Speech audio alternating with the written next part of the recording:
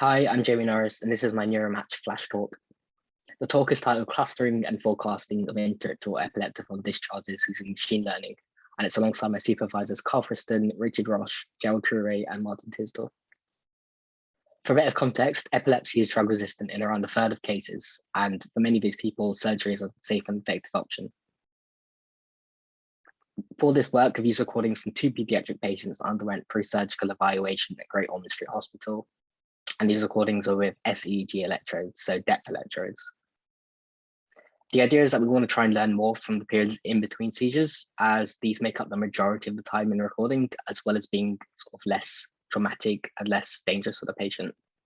And one such event that occurs during these periods are interictal epileptiform discharges, which are pathological hypersynchronous patterns of brain activity without observed clinical seizures. And firstly, their propagation can provide useful information for localizing the seizure focus. This isn't such a clear-cut relationship, but it helps motivate the first task that I'm going to talk through. And the second task I talk through is motivated by the fact that they can be considered markers of brain irritability. So for the first task, we've performed clustering of interictal epileptiform discharges based on their propagation through the brain to try and find different sort of populations of IEDs. And the first step was just to identify these actual spikes individually per channel. And then secondly, to group these up across channels and come up with sequences from them, depending on the order they occurred in, like this.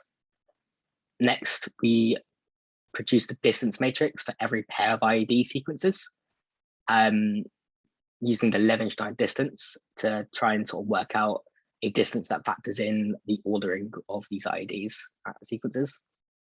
And finally, this distance matrix is fed into a density-based clustering algorithm, dbScan, to get results. So here are the transitions for all of the IED sequences for patient 1. And if you look at just what came up in the first cluster, and there was only one cluster for this patient that was found, we can see transitions both within and between 3 separate electrodes. And it should be noted that these are not symmetrical about the diagonal, and quantifying this asymmetry can actually tell you the direction they more frequently occurred in. And by doing so, we can actually see along each side of the diagonal there's a sort of consistent color showing that there's a consistent direction that they travel in more frequently. And for example, one paper has shown that these tend to travel towards the seizure onset zone, so it could potentially be informative. For the second patient, there was a more widespread irritative zone, as you can see from the transition matrix, and 3 clusters were found for this patient.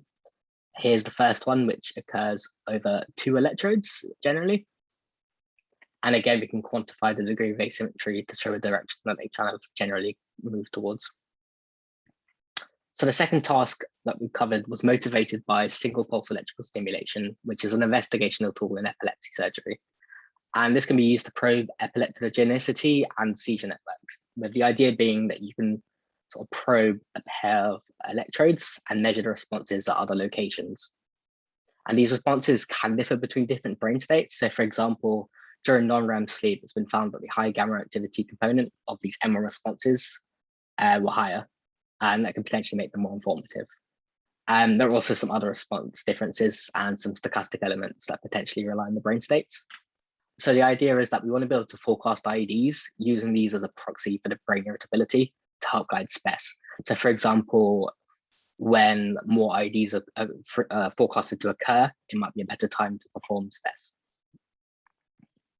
So we formulated this as a pseudo-prospective task where the majority of the data was used for training purposes.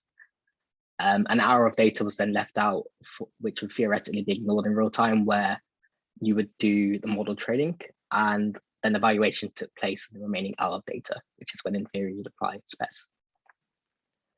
These models were patient specific because the networks did sort of vary a lot from patient to patient, and the recording locations also do differ a lot. And these regression models, but during post-processing, so at inference time, you would in theory use a threshold to decide whether or not to apply SPES. So we use patient-specific thresholds here, reformulated as a classification task.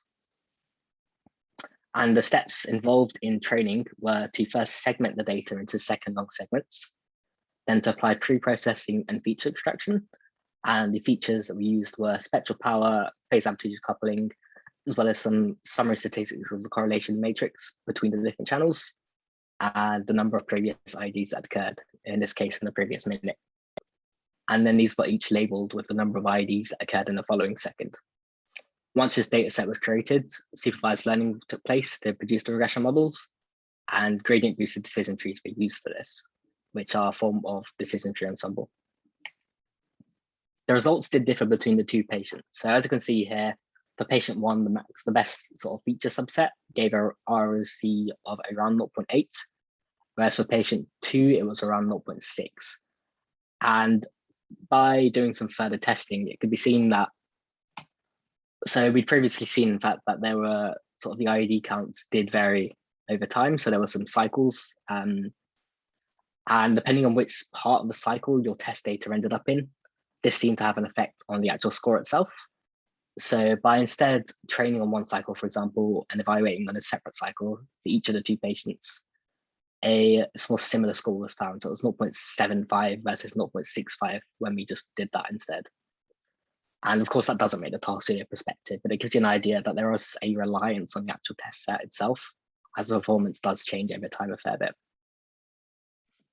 So the next steps are going to be, firstly, to test if more predicted IEDs actually did correspond to more informative SPECT responses, to improve the IED detection algorithm, which is so far just a threshold-based detector, to expand to a larger cohort, as only 2 patients have been used so far.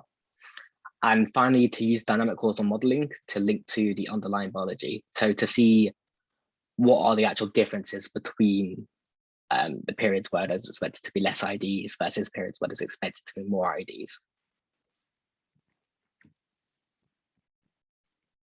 And thank you very much for listening. And thanks again to my supervisors, as well as Ashwin Chari, for helping with the data.